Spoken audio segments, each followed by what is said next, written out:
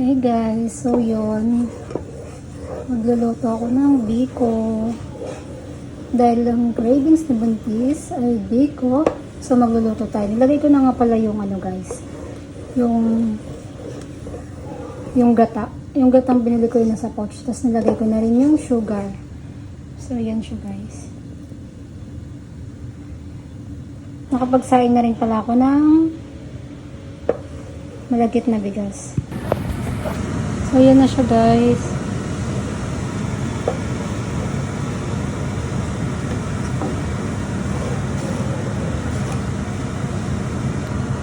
So, yun guys. Nalagay ko na pala yung malagkit na bigas. So, ito. Naluliin lang natin hanggat sa maging malagkit siya.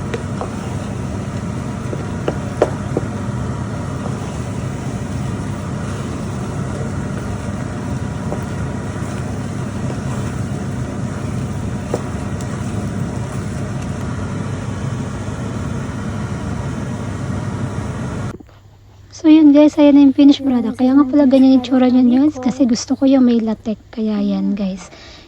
Ang sarap-sarap. Let's eat guys.